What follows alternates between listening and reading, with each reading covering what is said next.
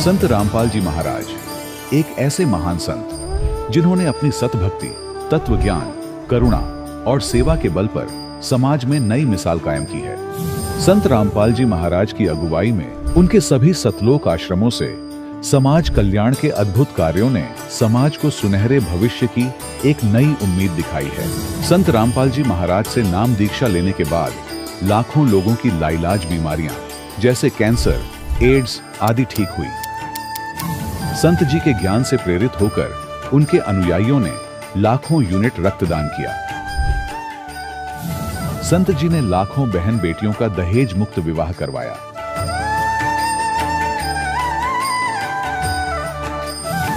संत जी ने लाखों लोगों का नशा छुड़वाया, करोड़ों उजड़े परिवार बसे। संत जी के आश्रमों में समागम के दौरान निःशुल्क नेत्र चिकित्सा, दंत चिकित्सा प्रदान की जाती है। संत रामपाल जी महाराज द्वारा समय समय पर पर्यावरण संरक्षण के उद्देश्य से बड़े स्तर पर वृक्षारोपण किया जाता है। संत जी ने जरूरतमंदों को तत्काल राहत पहुंचाने के लिए एम्बुलेंस सेवा शुरू की। संत जी अपने अनुयायियों को देहदान के लिए प्रेरित करते हैं, जिससे मानवता की सेवा और चिकित्सा क्षेत्र में सुधार हो सके। संत रामपाल जी महाराज के सभी आश्रमों में हर रोज निःशुल्क भंडारा आयोजित किया जाता है, जहां हर वर्ग, हर जाति और हर धर्म के लोग एक साथ बैठकर भोजन करते हैं।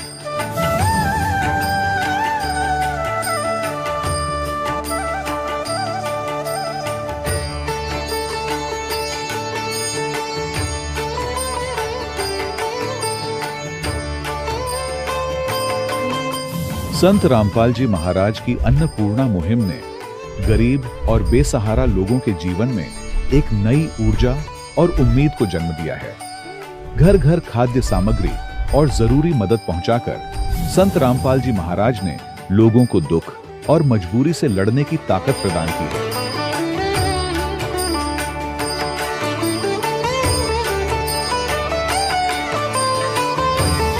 संत रामपाल जी महाराज द्वारा गरीब लोगों के लिए घर बनवाने का अद्भुत कार्य एक ऐसी मिसाल कायम कर रहा है जो सदियों सदियों संत जी की उदारता और दया भावना के तौर पर जाना जाएगा।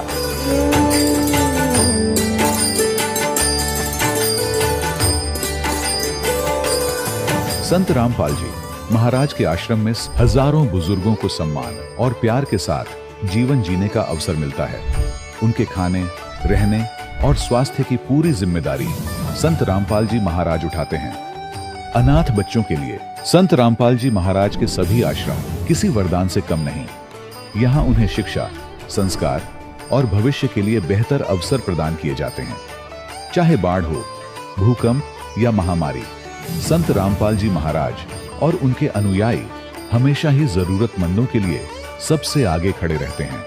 कोविड महामारी के दौरान संत रामपाल जी महाराज के आश्रमों से करोड़ों लोगों के लिए भोजन, दवाइयां और जीवन रक्षक सामग्रियां उपलब्ध कराई गई। चाहे गरीब की मदद हो या किसी शोषित और पीड़ित वर्ग के हक और सम्मान की लड़ाई, संत रामपाल जी महाराज ने हमेशा ही उनकी दबी आवाज को सरकारों तक पहुंचाया है और उन्हें उचित न्याय दिलवाने में अहम भूमिका अदा की है।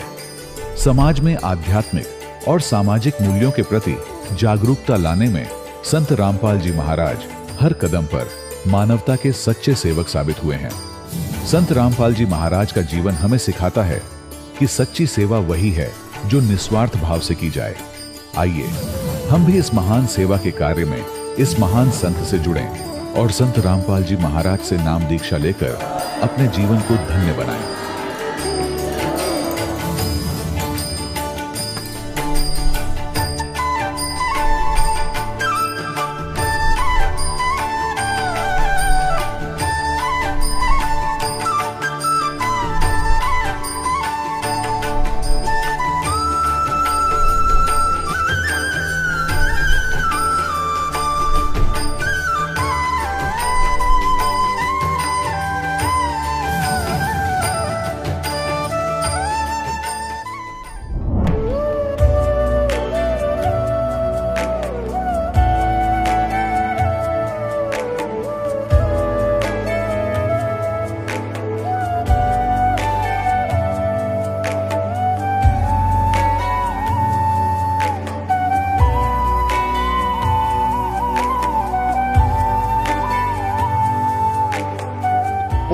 परमात्मा पाप कर्म दंड को भी काट सकता है। अभी तक जिस भी संत व महापुरुष से मिले, उन्होंने यही बताया कि पाप कर्म फल भोगने से ही समाप्त होगा। वो प्रभु कौन है जो पाप कर्म को काट देता है, वो काल के बंधन से छुड़वा देता है। उसका क्या नाम है, पूजा की विधि क्या है?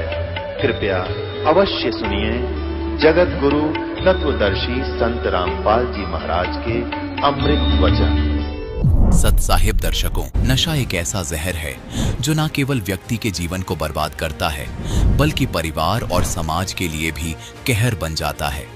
यह खुशी का भ्रम और दुख का वास्तविक कारण है, जो हरदा मध्य प्रदेश के रहने वाले प्रेम नारायण जी की जिंदगी को भी बर्बाद कर चुका था। नशे के कारण प्रेम नारायण जी मानसिक, आर्थिक और शारीरिक रूप से पूरी तरह टूट चुके थे। लेकिन आज प्रेम नारायण जी कह रहे हैं कि इनकी बदहाल जिंदगी को संत रामपाल जी महाराज ने संवारा है। आखिर ऐसे कौन से चमत्कारिक बदलाव इनकी जिंदगी में आए जिसने इनके जीवन को पूरी तरह बदल कर रख दिया? आइए सुनते हैं प्रेम नारायण जी की कहानी, उन्हीं की जुबानी। नमस्कार सर। सच साहिब। सर क्या नाम है आपका? मेरा नाम प्रेम नारायण दास, जिला हरदा, ग्राम झाड़पा का रहने वाला हूँ।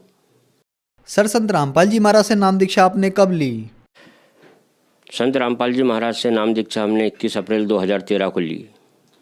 सर संत रामपाल जी महाराज से नाम दीक्षा लेने से पहले आप क्या भक्ति साधनाएं करते थे? हाँ, संत रामपाल जी महाराज से नाम दीक्षा लेने से पहले हम अन्य देवी देवताओं की भक्ति करते थे। इसके बाद में फिर हम राधा स्वामी पंथ में चले गए। 4 साल वहाँ भक्ति की हमने। इसके बाद हम डॉक्टर श्रीमालिया में चले गए, वहाँ हमने 2-3 साल भक्ति की। फिर उसके बाद में हम अड़गड़ानंद जी में चले गए, फिर हमने 3-4 साल वहाँ भक्ति की। फिर आशुतोष महाराज जी में चले गए।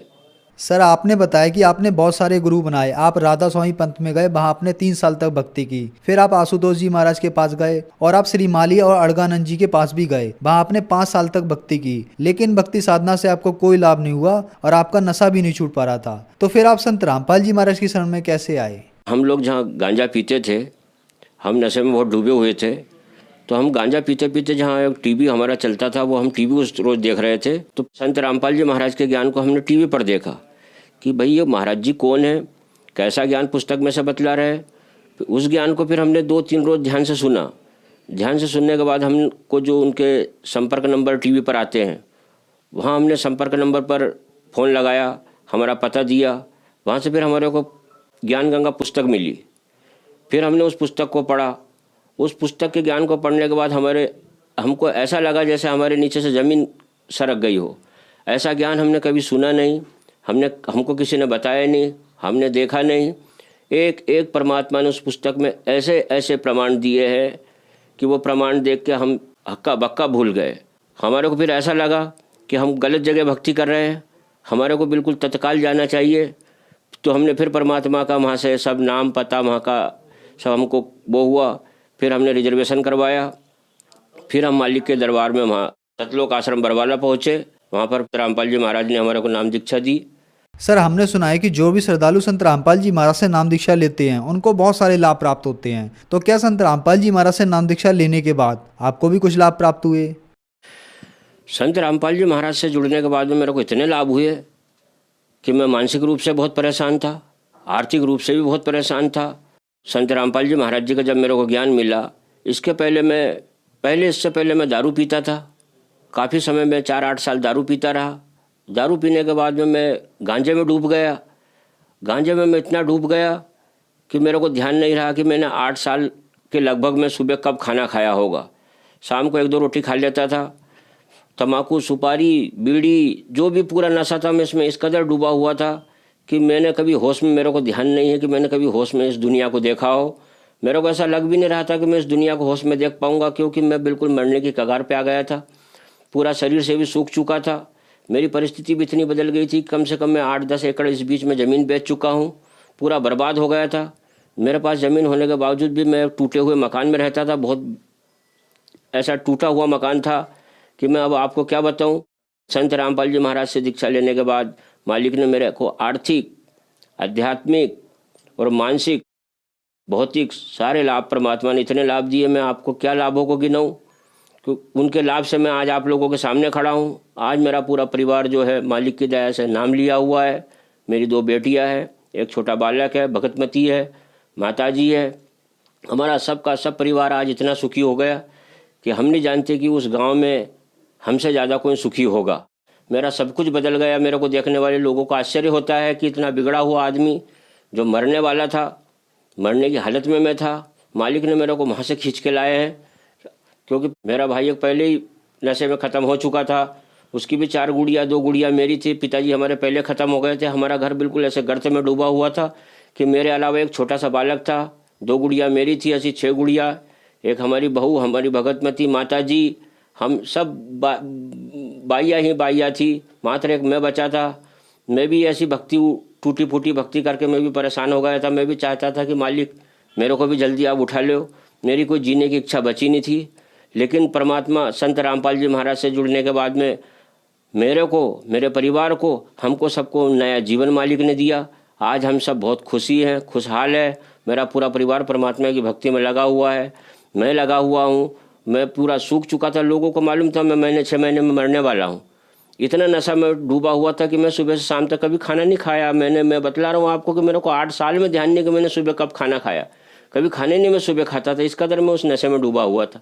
तम्बाकू, सुपारी, बीड़ी, अन्य नशे तो मैं इतने करता था कि मैंने ज़मीन ही बेच चुका था। संत रामपाल जी महाराज की कृपा से आज मैं आप लोगों के सामने खड़ा हूँ। किसी तम्बाकू, बीड़ी, सिगरेट, गांजे किसी के पास न जाता हूँ, न बैठता हूँ, न उसका कोई नाम लेता हूँ।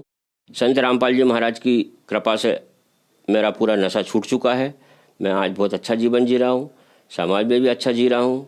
जो लोग कल तक मेरे से कोई बात नहीं करते थे, कोई मेरे से मिलते नहीं थे, आज वे सब मिल रहे हैं। परमात्मा की दया से जो भी सहयोग हो रहा है, सब मेरा सहयोग भी कर रहे हैं। ऐसी मालिक की इस समय मेरे ऊपर अपार कृपा है कि मैं अभी क्या बतला सकता हूँ आपको। मैं सब तरफ से सुखी हो गया। जितने तरफ से दुनिया में मैं दुखी था, मालिक ने सब सुख मेरे घर में भर दिए।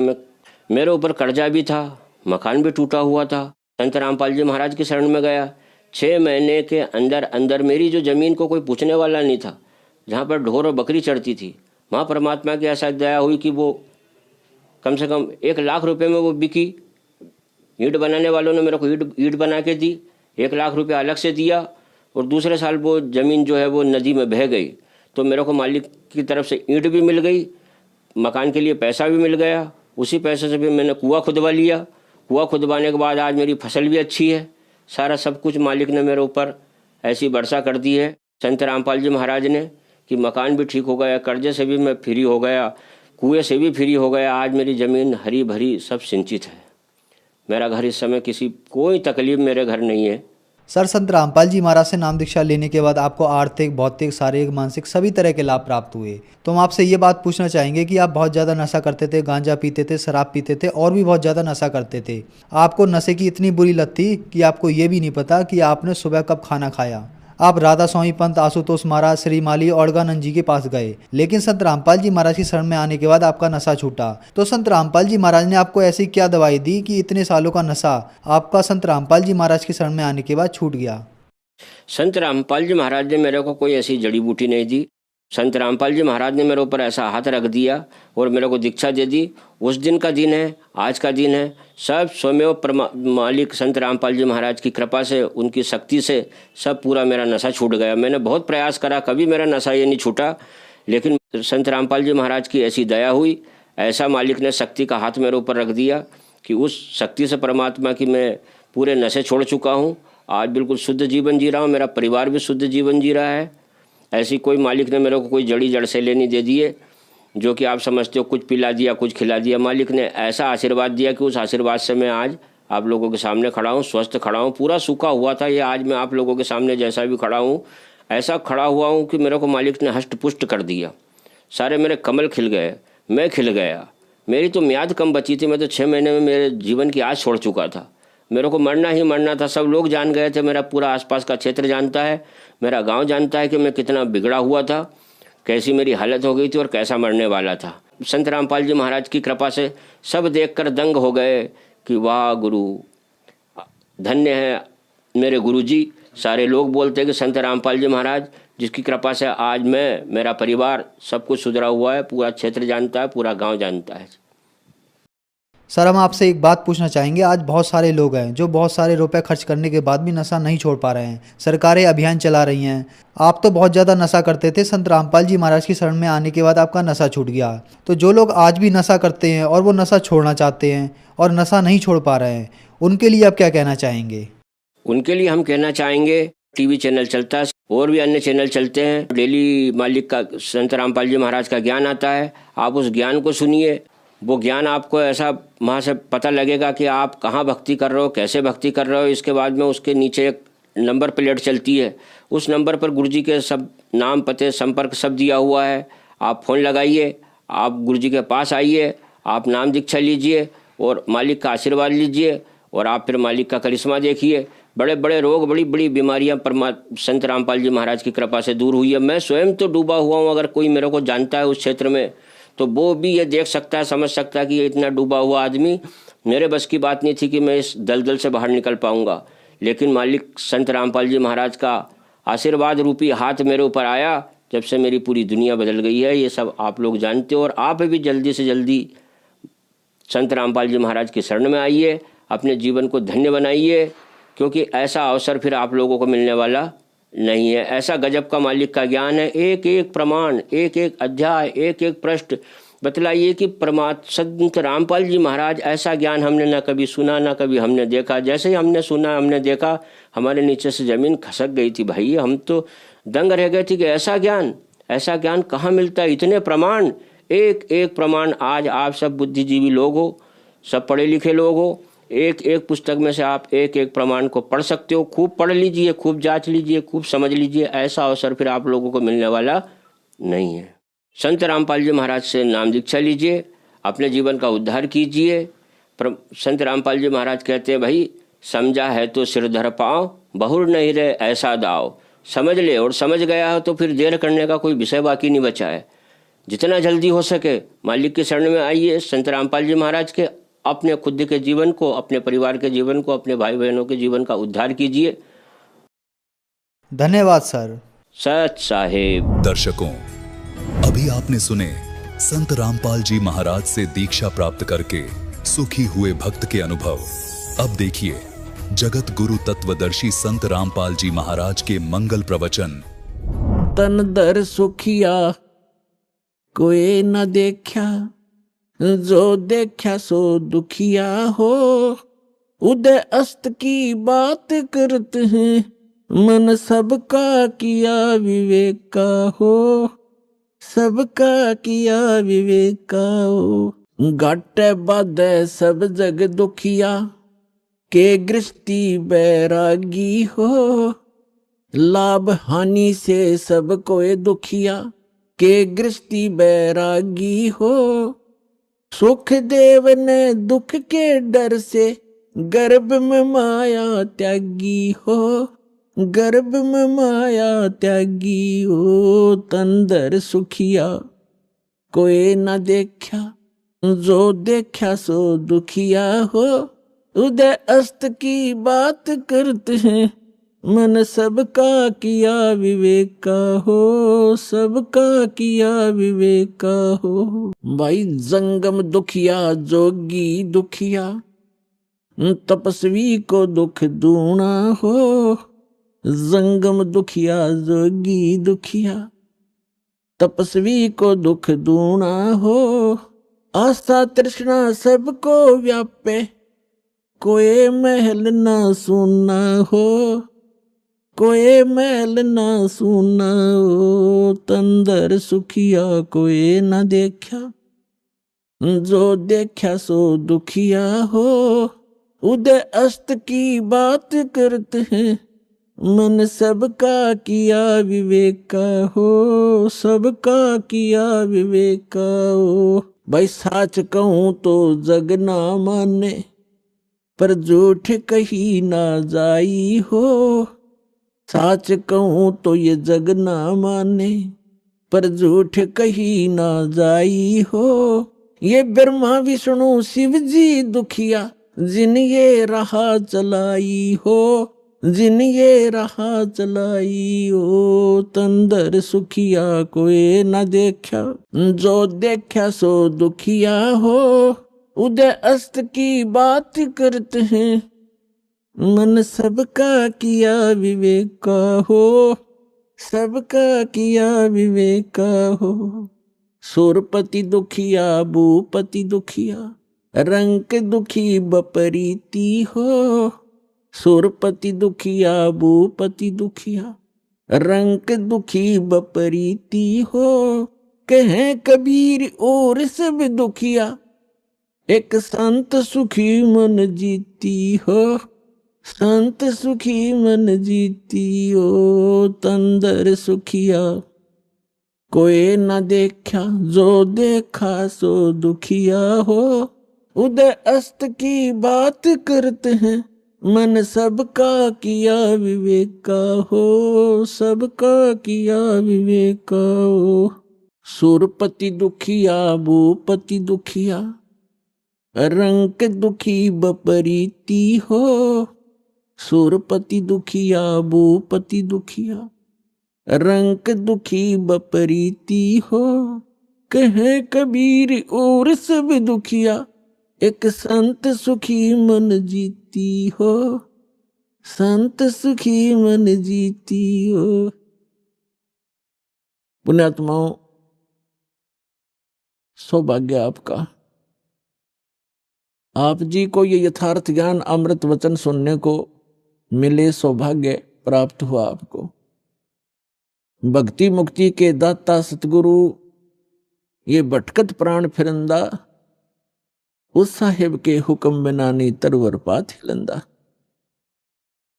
उस परमात्मा कबीर भगवान की, अल्लाह अकबर की, उस महान परमेश्वर की आपके ऊपर असीम रजा है और आप युगों युगों के बहुत पुण्यकर्मी प्राणी हो, जो ऐसे भाग दौड़ के जीवन से समय निकालकर यहां परमात्मा के दरबार में पहुंच पाते हो।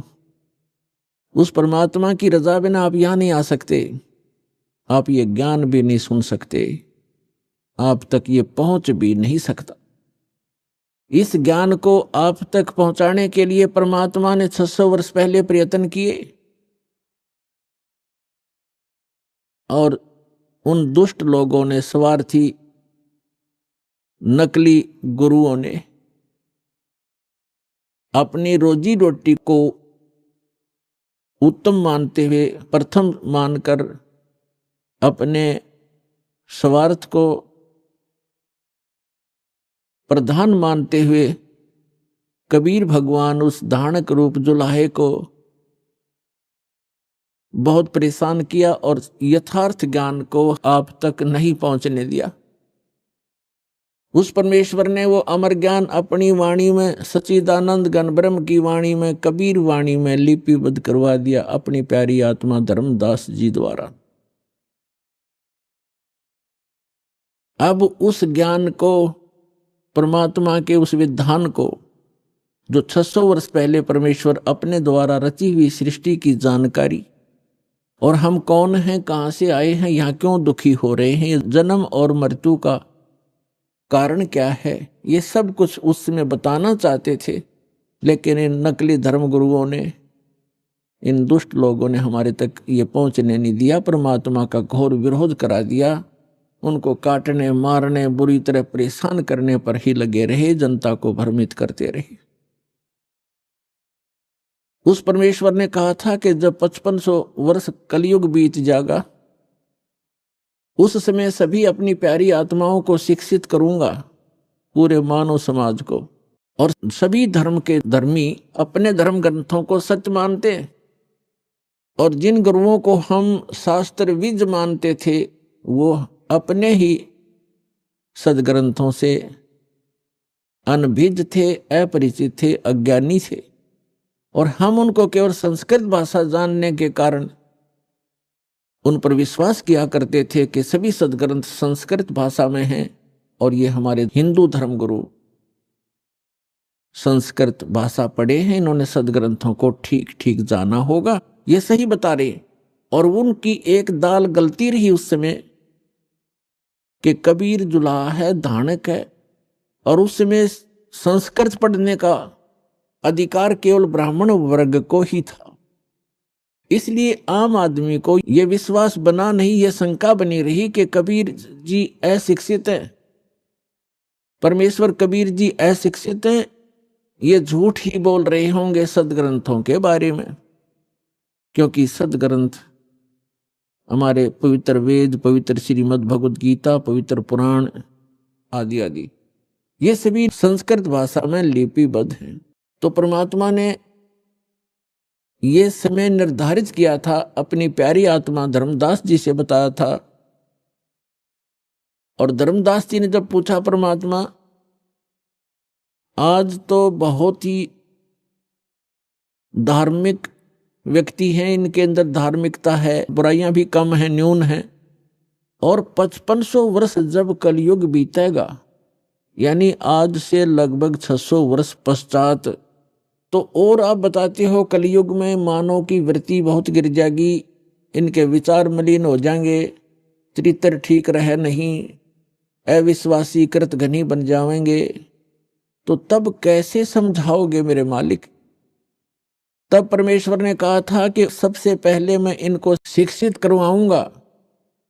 परमात्मा कबीर जी कहते हैं, ये सब खेल हमारे किए, हमसे मिले सो निश्चय जिए। और फिर जब ये शिक्षित हो जाएंगे तब अपना दास भेजूंगा। तब तो कहा था मैं स्वयं जाऊंगा और उन सदग्रंथों के गूढ़ रहस्यों को जन साधारण को बताऊंगा, लेकिन स्वयं नहीं आए तो दास भेज दिया पुण्यात्माओं उस परम पिता ने।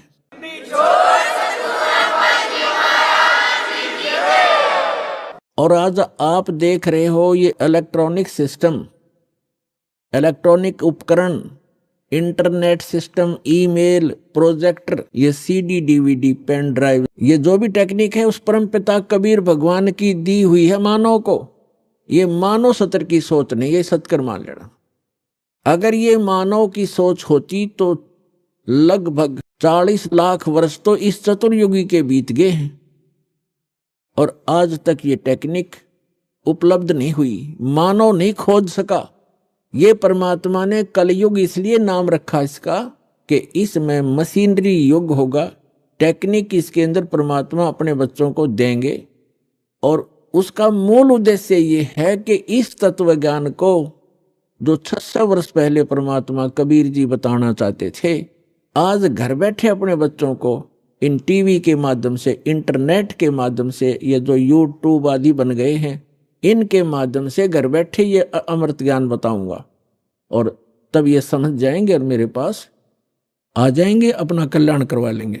तो ये सारा कुछ जो उपकरण बनवाए हैं परमात्मा ने, गॉड गिवन ये माइंड है, जीव का अपना सतर की सोच नहीं है, ना ये बना सकता है।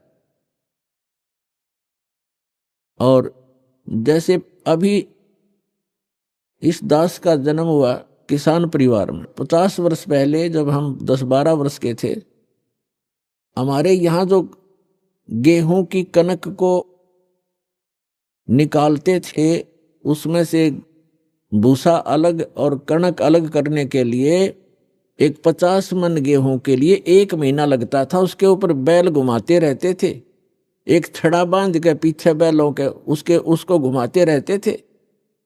कम से कम 1 महीने में जाकर 20 दिन में जाकर के वो बारीक होता था, तब उसको बरसा बरस गेहूं अलग और भूसा अलग करते थे। ऐसी टेक्निक थी उस समय। हमारे समय में तो ऐसे घुमाने वाली चारा काटने की मशीन हाथ से घुमाने वाली लग गई थी, जिसने गंडासा कहते हैं। और उससे पहले हमने देखे हमारे दादाजी हाथ से ऐसे काटा करते थे, ऐसे। और पीछे जाओगे तो क्या होगा? तो कहने का भाव ये है कि जो आज टेक्निक प्राप्त है ये गॉड कबीर गिवन है, ताकि आप अपने सदग्रंथों को इन प्रोजेक्टर और डीवीडी के माध्यम से रूबरू देख सकें, आंखों देख सकें, फिर मिला सकें अपने। आपके घर उपलब्ध होती हैं ये सभी सदग्रंथ। और दया करी परमात्मा ने के अनुवादित करवा दिया उन्हीं के द्वारा जिनको ज्ञान नहीं था, तो उनको भाषा आती थी। जहां उनकी बुद्धि काम करना बंद कर गई वहां तो गलत कर दिया, और जहां साधारण अनुवाद थे उन्होंने कर दिए। कहां स्लिप करी उनकी बुद्धि? जैसे श्रीमद् भगवत गीता अध्याय नंबर 7 के मंत्र नंबर 18 में अनुत्तम गति शब्द है। गीता ज्ञान दाता अपने से अन्य परमात्मा के विषय में जानकारी देता है और अपने विषय में भी जानकारी देता है। लेकिन गीता अनुवाद करने वालों का दृष्टिकोण यही रहा कि श्री कृष्ण जो है ये सुप्रीम पावर हैं। श्री कृष्ण इज विष्णु, ये विष्णु जी को सुप्रीम पावर मानकर ये मानते रहे कि श्रीमद् भगवत गीता का ज्ञान श्री विष्णु जी ने दिया है श्री कृष्ण रूप में। श्री कृष्ण भी विष्णु ही थे, ये खुद मानते हैं हमारे धर्मगुरु। तो इन्होंने श्रीमद् भगवत गीता को ठीक से ना समझकर, क्योंकि उनको सृष्टि रचना का ज्ञान नहीं था, जिस कारण से उन्होंने श्री कृष्ण को ही मूल परमात्मा मान लिया। जबकि गीता अध्याय नंबर 15 के श्लोक 16 और 17 में 3 प्रभु बताए हैं, 3 पुरुष बताए हैं। एक सरपुरुष है ब्रह्म, जिसको सरब्रह्म भी कहा जाता है। सरब्रह्म ये केवल 21 ब्रह्मांड का स्वामी है।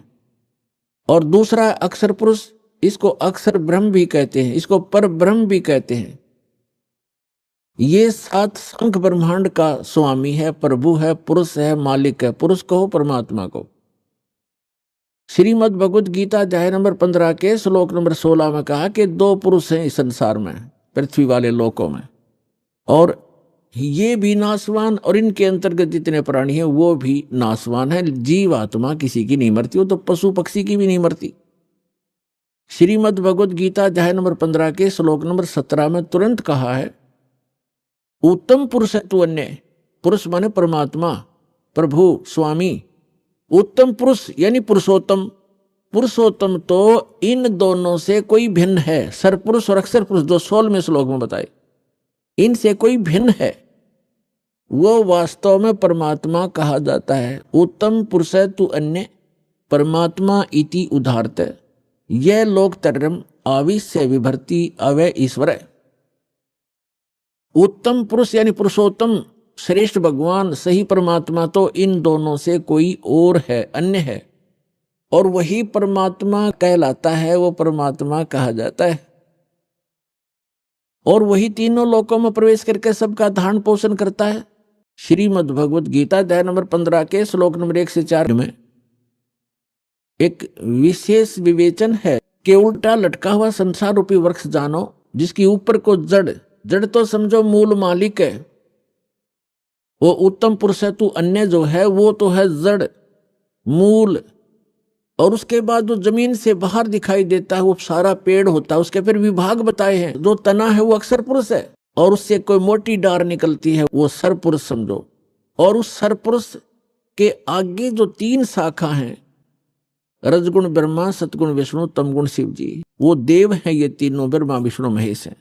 और 5 रूप संसार उस परमेश्वर ने श्रीमद् भगवत गीता अध्याय नंबर 15 के श्लोक नंबर 1 में बताया है। उसी का विवरण अपनी सिंपल लैंग्वेज में सच्चिदानंद गणब्रह्म की वाणी में कहा कि अक्षर पुरुष एक पेड़ है और सरपुरुष वाकी डार। सरपुरुष कहते हैं ज्योति निरंजन काल को, और इस काल के 3 पुत्र हैं, रजगुण ब्रह्मा, सतगुण विष्णु, तमगुण शिव जी।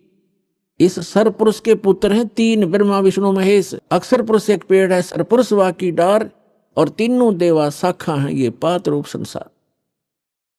तो इस पूरे प्रकरण में ब्रह्मा विष्णु महेश की क्या स्थिति है? ये इस ब्रह्म के पुत्र हैं, और ब्रह्मा विष्णु महेश की माता दुर्गा है, अष्टंगी देवी। तो विष्णु जी कौन है? विष्णु जी एक ब्रह्मांड में एक विभाग के विभागीय मंत्री हैं, सतोगुण विभाग के। और ये 3 भाई हैं, तीनों का अलग अलग विभाग है। रजोगुण विभाग के मंत्री मालिक प्रभु स्वामी ब्रह्मा जी, और सतोगुण विभाग के स्वामी श्री विष्णु जी, और तमोगुण विभाग के स्वामी प्रभु श्री शंकर जी। ये एक ब्रह्मांड में केवल एक विभागीय मंत्री हैं, और इनका पिता जो ब्रह्म है सरपुरुष, वो एक ब्रह्मांड के अंदर मुख्य मंत्री का रोल करता है। ऐसे ऐसे 21 ब्रह्मांड हैं सरपुरुष के, जिसको ज्योत स्वरूपी निरंजन काल भी कहा जाता, जिसके लोक में हम रह रहे हैं। और फिर है अक्षर पुरुष। अक्षर पुरुष के 7 शंख, नील पद्म शंख, 7 शंख ब्रह्मांड हैं। और फिर तीसरा रहा वो परम अक्षर पुरुष, उत्तम पुरुष है तो अन्य, वो ओवरऑल कंट्रोलर है। असंख्य ब्रह्मांड इंक्लूडिंग सरपुरुष एंड अक्षर पुरुष, इन सब के ऊपर और इसकी इनके अतिरिक्त जितने भी ब्रह्मांड हैं, पूरा विश्व है, पूरा संसार है, उन सब का मालिक है, वो मूल मालिक है। वो संसार रूपी वृक्ष की जड़ है, मूल है, जहां से जैसे पूरे पेड़ को मूल से आहार प्राप्त होता है, ऐसे वो परमात्मा कबीर भगवान परम अक्षर पुरुष वो सबका पालनहार है। अब जैसे जिन महापुरुषों को परमात्मा मिले, उनमें से एक आदरणीय गरीबदास साहिब जी, गांव छुड़ानी, जिला झज्जर वाले हैं। वो बताते हैं परमात्मा को आंखों देखकर परमात्मा से परिचित सभी ब्रह्मांडों से और परमात्मा द्वारा रची सृष्टि से परिचित होकर कहते हैं, अनंत कोटि ब्रह्मांड का एक रति नहीं भारे, सतगुरु पुरुष कबीर हैं ये कुल के सिरजनहारे। वो कबीर कौन है? हम सुल्तानी नानक तारे, दादू को उपदेश दिया, जात जुलाहा भेद न पाया, वो काशी महे कबीर हुआ। अब ये है वो सारे ब्रह्मांडों का रचनार, मूल मालिक। अब हम फिर आते हैं श्रीमद् भगवत गीता अध्याय नंबर 15 के श्लोक 17 पर। उत्तम पुरुष तु अन्य परमात्मा इति उदाहरत, यह लोक तरम आविश्य विभर्ति अवय ईश्वर है। उत्तम पुरुष तो कोई और है, पुरुषोत्तम तो कोई इन दोनों से अलग है, जो 16वें श्लोक में कहा है 15वें अध्याय के श्रीमद् भगवत गीता में। सत्पुरुष और अक्षर पुरुष से अन्य है, वो पुरुषोत्तम कहलाता है और उसको वास्तव में वो परमात्मा कहा जाता है। परमात्मा, परमात्मा माने श्रेष्ठ आत्मा। श्रेष्ठ आत्मा वही होता है जो किसी को दुख ना दे, किसी के बेटा बेटी की मृत्यु ना करे, कैंसर ना करे, किसी को रोग युक्त ना करे, दुखी ना करे, उसको परमात्मा कहते हैं, श्रेष्ठ आत्मा, अच्छी आत्मा। और जो यहाँ हम देख रहे हैं बूचड़ खाना, किसी हॉस्पिटल में जाकर देख लो हाहाकार मची हुई है, और घर घर में देख लो कोई किसी रोग से दुखी, कोई किसी से दुखी, किसी की टांग कटी है, किसी का हाथ कटा है, कोई आंखों से अंधा है, कोई पैरालाइसिस से तड़प रहा है। जिस लोक में हम रह रहे हैं, ये इस परमात्मा का लोक हो सकता है? ये तो कसाई आत्मा का लोक है, इस काल का लोक है जहां हम रह रहे हैं। ये कबीर भगवान ने आकर बताया। और जिन महापुरुषों को परमात्मा सचखंड लेकर गए अपने सुखमय स्थान पर, और फिर उनको गवाह बनाकर, साक्षी बनाकर वापस छोड़ा, उन्होंने भी यही बताया कि ये लोक ठीक नहीं। एक स्थान और है जहां जाने के बाद जीव फिर कभी लौटकर वापस इस गंदे लोक में नहीं आता, और वहां कोई दुख नहीं, वहां वर्द अवस्था नहीं, वहां मृत्यु नहीं। श्रीमद् भगवत गीता अध्याय नंबर 15 के श्लोक नंबर 17 में कहा है कि उत्तम पुरुष है तो अन्य परमात्मा इति उदाहरत है, और यह लोक तरम आविश्य विभर्ति अवैश्वर है, जो तीनों लोकों में प्रवेश करके वो श्रेष्ठ परमात्मा जो सरपुरुष और अक्षर पुरुष से अन्य है, वो संसार रूपी वृक्ष की मूल है, जड़ है। ऊर्ध्व मूलम अधः शाखम, ऊपर को जो जड़ है वो तो समझो परम अक्षर ब्रह्म है। और यह लोक तरम अविश्य विभर्ति, जो तीनों लोकों में प्रवेश करके सबका धारण पोषण करता है। पूरे पेड़ को मूल से ही आहार मिलता है, मूल से उसकी परवरिश होती है। तो पूरा जो मूल है ऊपर परमात्मा है, जो सतलोक में रहता है, वो अक्षर पुरुष, परम अक्षर पुरुष, वो सारी सृष्टि का रचनहार, सर्व उत्पादक प्रभु, वो कबीर साहब है जो काशी में धानक रूप में आए थे। उस परमात्मा ने विधान बना के छोड़ दिया है। उस विधान अनुसार जो चलेगा, उसको जैसा भी यहाँ का जो कर्तव्य है, लाभ है, उस अनुसार उसको मिलता रहेगा, उसको उसी प्रकार उसका जन्म मृत्यु होता रहेगा। और इस जन्म मृत्यु से बचने के लिए विधान बनाया है, जो उसको अपनाएगा, उसको अप्लीकेबल कर लेगा, उसका जन्म मृत्यु छूट जाएगा। तो वो जन्म और मृत्यु के छूटने का विधान हमें प्राप्त नहीं हुआ था। परमात्मा ने 600 वर्ष पहले बताने की चेष्टा की, लेकिन हम अशिक्षित होने के कारण हम वंचित रह गए। उसकी पूर्ति करने के लिए परमात्मा ने अब समय दिया है, निर्धारित किया था। अब जो प्रसंग चल रहा है, अब यहां कई व्यक्ति श्रद्धालु आपको भ्रमित कर देते हैं कि श्रीमद् भगवत गीता अध्याय नंबर 15 के श्लोक नंबर 18 में गीता ज्ञानदाता कहता है कि मैं पुरुषोत्तम प्रसिद्ध हूं। तो वो भ्रमित करते हैं कि रामपाल इनकम्प्लीट ज्ञान देता है, 17वें श्लोक तक ही बताता है, 18वें में क्यों नहीं बताता कि उसमें खुद कहता है मैं पुरुषोत्तम हूं। यदि उसको 18वें श्लोक को हम फाइनल माने तो 17वां गलत हो गया, क्योंकि गीता ज्ञानदाता तो ये है कि पुरुषोत्तमता इन दोनों से कोई अन्य है। और 18वें में क्या कहता है कि मैं गीता ज्ञानदाता कौन है? ये श्री कृष्ण कहो चाहे विष्णु को, ये बोलने वाला श्री कृष्ण और विष्णु नहीं है। इनके अंदर इनका पिता जो सरपुरुष है उसने प्रतिज्ञा कर रखी है। 7वें अध्याय के 24-25वें श्लोक में कहा है, वो खुद कहता है गीता ज्ञानदाता कि मैं अपनी योग माया से छुपा रहता हूं। ये बेबुद्धि मंदबुद्धि के लोग मुझे एज ए कृष्ण मान रहे होंगे, व्यक्ति रूप में खड़ा प्राप्त मान रहे होंगे। मैं कृष्ण नहीं हूं, मैं व्यक्ति रूप में कभी नहीं आता। 4थे अध्याय के 9वें श्लोक में ये कहता है मेरे जन्म और कर्म दिव्य है। अब इसके कर्म दिव्य कैसे हैं कि ये सामने आता नहीं, इसने प्रतिज्ञा कर रखी है और ये किसी में प्रवेश करके अपना जो उल्लू सीधा वो कर जाता है। श्री कृष्ण में प्रवेश करके गीता का ज्ञान ये पुरुष दे रहा है और ये कहता है कि मेरे अंतर्गत यानी 21 ब्रह्मांड में जितने भी प्राणी हैं उनसे मैं उत्तम हूं, श्रेष्ठ हूं, तगड़ा हूं, मजबूत हूं, ताकतवर हूं। इसलिए लोक वेद में मैं पुरुषोत्तम प्रसिद्ध हो रहा हूं। लोक वेद दंत कथा सुनी सुनाई बातें, इस कारण से मैं पुरुषोत्तम हूं। 15वें अध्याय के 17वें श्लोक में स्पष्ट कर दिया कि उत्तम पुरुष है तू अन्य, वो तो कोई और है और वही वास्तव में अविनाशी है। दूसरे अध्याय के 17वें श्लोक में कहा है। और गीता अध्याय नंबर 2 के श्लोक 12 में, गीता अध्याय नंबर 4 श्लोक 5 और 9 में, गीता अध्याय 10 मंत्र 2 में ये स्पष्ट करता गीता ज्ञानदाता कि मेरे तो जन्म मृत्यु होते हैं, मैं अविनाशी नहीं हूं। और दूसरे अध्याय के 17वें श्लोक में श्रीमद् भगवत गीता में कहा कि अविनाशी तो उसको जान जिसने सारे ब्रह्मांड की रचना की, जिसे सारा संसार व्याप्त है। उस अविनाशी को मारने के लिए कोई भी सक्षम नहीं है। और अपने विषय में कहता है कि मेरी तेरी जन्म मृत्यु होती रहती है। लेकिन 18वें अध्याय के 62वें श्लोक में कहा कि अर्जुन तू सर्वभाव से उस परमेश्वर की शरण में जा, उसकी कृपा से तू परम शांति को और सनातन परम धाम को प्राप्त होगा। और गीता अध्याय नंबर 15 के श्लोक नंबर 1 से 4 का सारांश है कि उल्टा लटका हुआ संसार रूपी वृक्ष है और जो इन सभी विभागों को बताता है।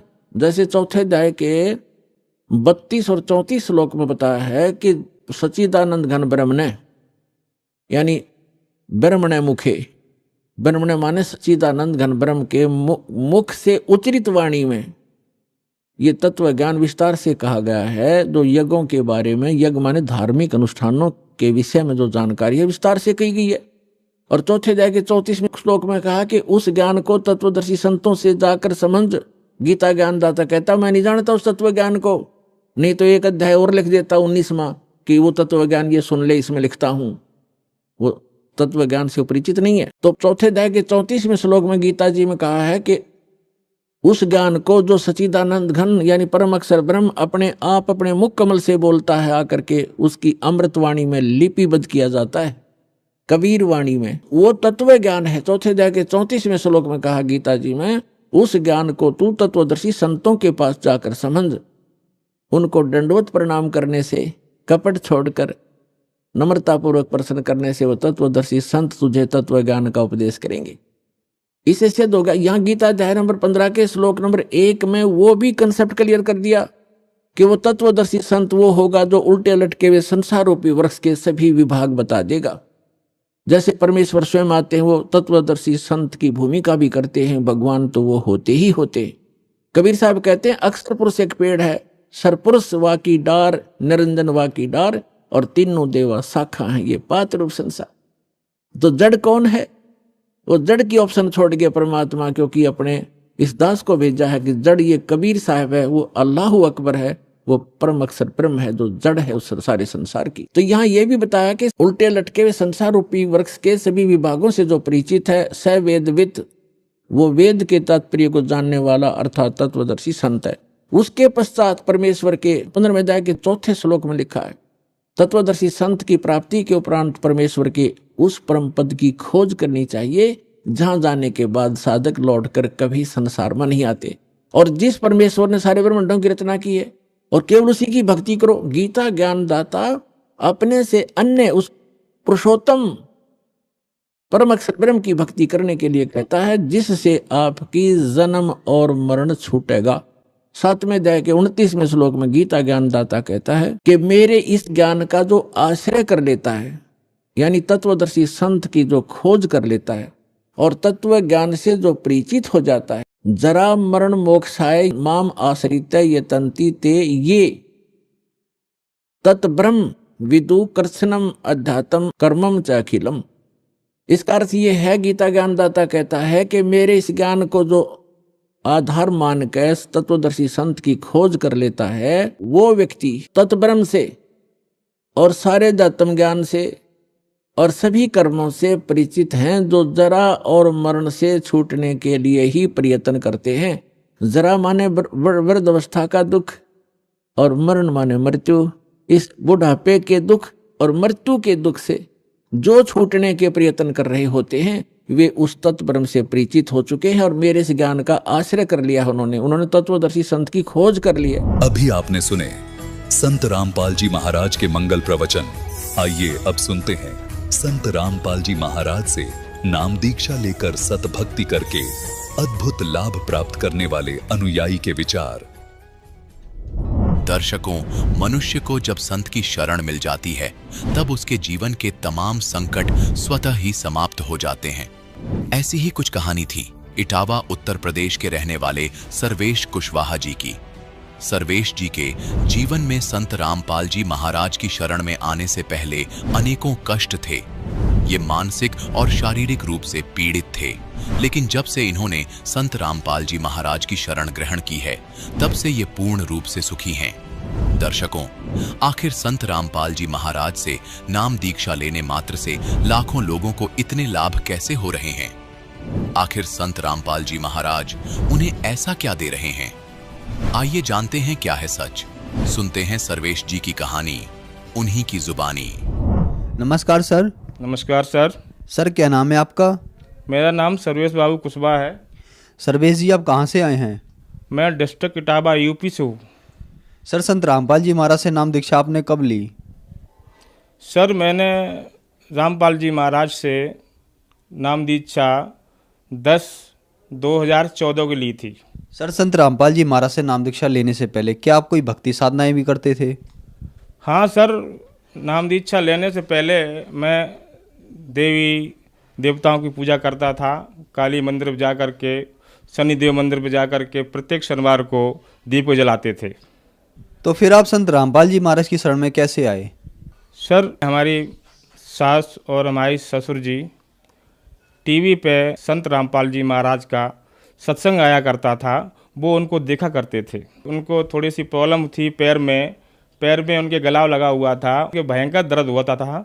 एक दिन बोले, अगर इन परमात्मा सबका दुख हरते हो, सबका दर्द दूर हो जाता है संत रामपाल महाराज जी, तो हमारा भी रात भर में अगर दर्द दूर हो जाता है तो मैं आपके शरण में आऊँगा। सुबह हुआ तो उनका दर्द कम हुआ, बरमाला आश्रम गए, संत रामपाल जी महाराज के यहाँ नाम दीक्षा ली संत रामपाल जी महाराज से।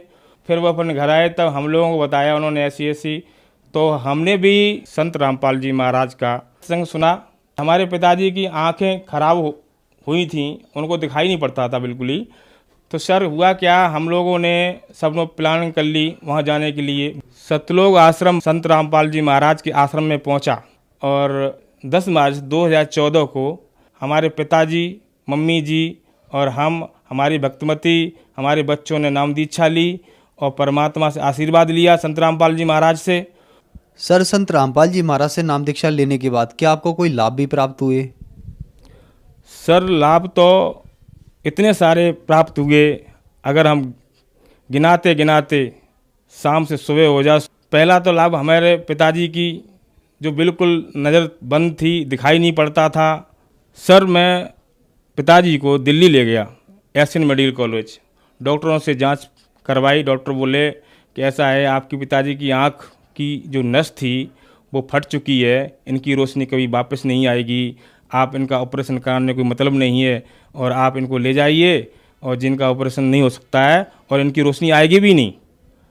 मैंने उनसे कहा कि नहीं, मैं संत रामपाल जी महाराज से नाम दीक्षा लेके आया हूँ और मुझे पूर्ण विश्वास है कि आप इनका ऑपरेशन कर दीजिए और बाकी रोशनी परमात्मा खुद ही दे देंगे।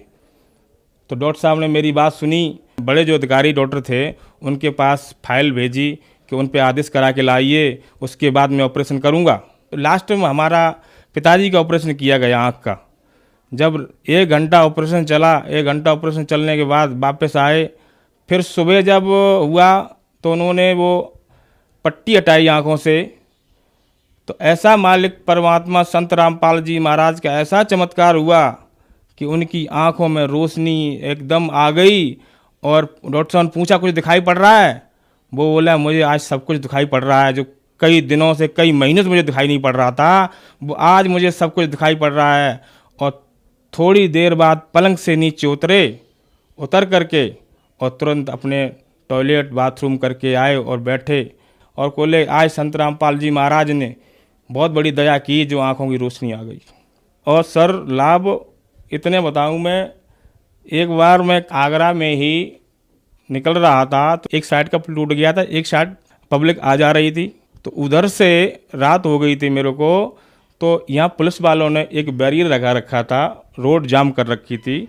तो उसमें एक तार आता, टेलीफोन का मोटा तार, वायर थी, वो उन्होंने बांध रखी थी सर, लंबी लंबी। तो वो रोशनी में मुझे दिखाई पड़ी नहीं और मैं 50 की स्पीड पे बाइक चला रहा था। मैं हेलमेट लगाए हुआ था तो रोशनी पड़ रही थी, तो इसलिए मुझे वो वायर दिखाई पड़ा नहीं। मैं सीधा बाइक उस वायर में जाके टकरा गई। आगे का हैंडल और आगे की जितनी भी लाइटें वाइटें थी पूरा टूट करके वो पूरा हैंडल मेरे जाके यहाँ छाती में अड़ा। लेकिन परमात्मा संत रामपाल महाराज की ऐसी दया रही, हम पे एक खरोंच तक नहीं आई। अगर मालिक की दया ना होती तो आज मेरी गर्दन कट के दूर गिरती जाकर मैं उस वक्त जीवित नहीं रहता, अगर संत रामपाल जी महाराज की दया ना होती तो।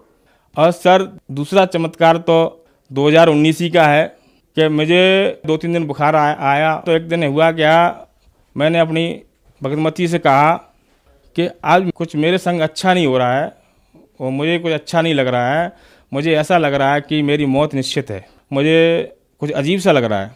तो उन्होंने क्या बात, डॉक्टर दिखाया हो? तो हुआ क्या सर, हमारे मुंह से ब्लेड आ रहा था। तो मैंने कहा ये ब्लेड अगर आ रहा है तो हो सकता है कि कहीं दांत में कोई खराबी हो या किसी कारण से आने लगा होगा।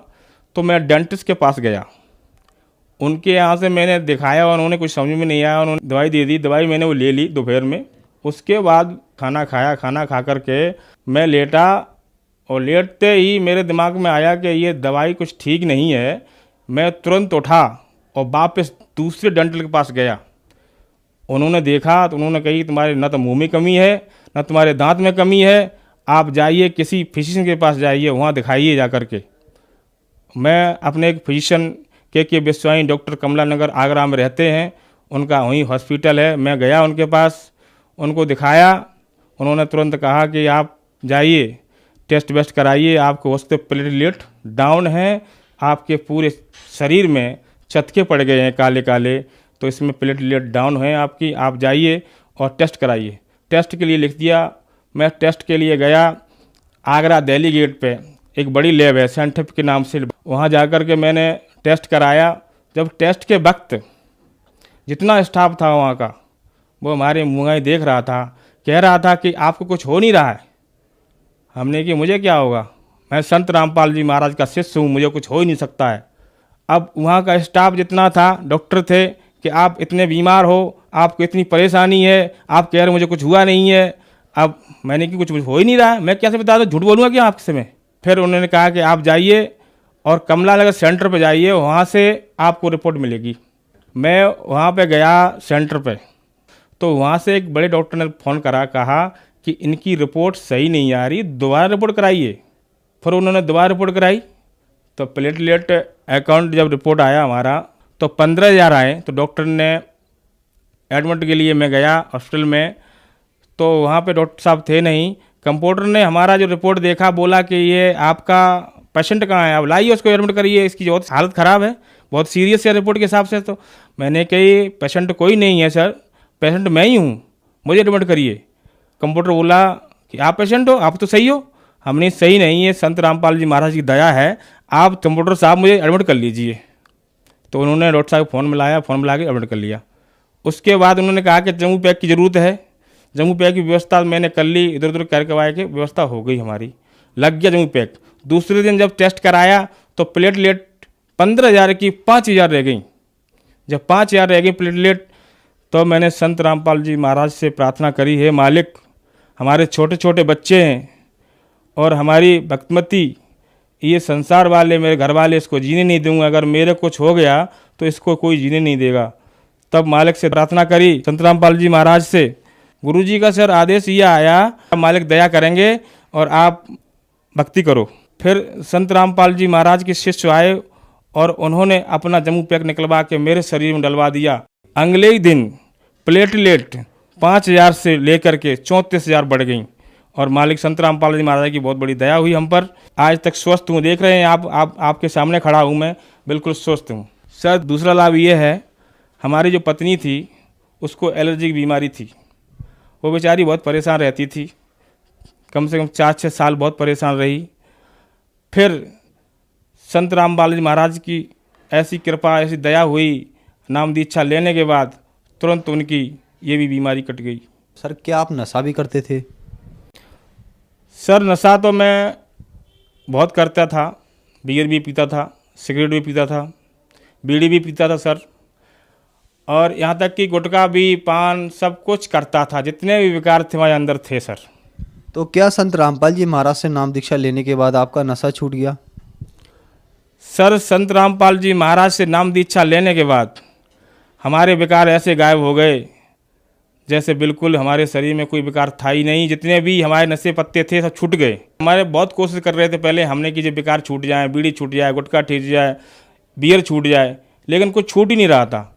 जब संत रामपाल जी महाराज से नाम दीक्षा ली, उसके बाद हमारे जितने भी नशा पत्ते थे सब खत्म हो गए हैं। आज मैं स्वस्थ हूँ। सर मैं पहले 10 साल बाबा जय गुरुदेव पंथ से जुड़ा रहा, लेकिन वहाँ न तो मेरी बीड़ी छूटी, न तो मेरे गुटखा छूटा, न तो मेरी बियर छूटी। वहाँ पे जहाँ पे सत्संग हुआ करता था जय गुरुदेव बाबा के यहाँ, तो लोग वहाँ पे तो खुलेआम बिकती थी, लोग वहाँ पीते भी थे, बीड़ी पीते थे, सिगरेट पीते थे, सब इस्तेमाल करते थे, लेकिन जय गुरुदेव गुरु जी ने कभी ऐसे कोई वही नहीं करा। उनके पास सच्ची भक्ति नहीं थी, सच्चा ज्ञान नहीं था, सच्चा मार्ग नहीं था। सर संत रामपाल जी महाराज से नाम दीक्षा लेने के बाद आपको बहुत सारे लाभ प्राप्त हुए। आपको एक अद्भुत चमत्कार हुआ कि आपके पिताजी की रोशनी संत रामपाल जी महाराज की कृपा से वापस आ गई। तो जो श्रद्धालु आज आपको देख रहे हैं, आप उन्हें क्या कहना चाहेंगे? जो श्रद्धालु, जो भी हमारे भाई बहन हमें देख रहे हैं टीवी चैनल के माध्यम से, उनसे मैं हाथ जोड़ के प्रार्थना करता हूँ कि सब लोग संत रामपाल जी महाराज से दीक्षा प्राप्त करें और अपना कल्याण कराएं। सर संत रामपाल जी महाराज से नाम दीक्षा कैसे प्राप्त की जा सकती है?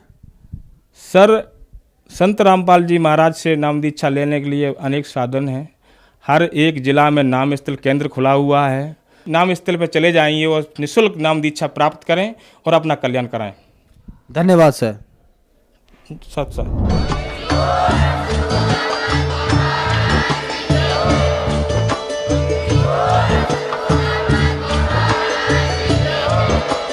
आप सुन रहे थे जगत गुरु तत्वदर्शी संत रामपाल जी महाराज जी के मंगल प्रवचन। अधिक जानकारी के लिए विजिट कीजिए हमारी वेबसाइट www.jagatgururampalji.org। संत रामपाल जी महाराज जी के शुभ आशीर्वाद से पूरे विश्व भर में 500 से भी ज्यादा नाम दीक्षा केंद्र हैं, जिन पर संत रामपाल जी महाराज जी द्वारा ऑनलाइन निःशुल्क नाम दीक्षा दी जा रही है। अपने नजदीकी नाम दीक्षा केंद्र का पता करने के लिए संपर्क करें 8222880541।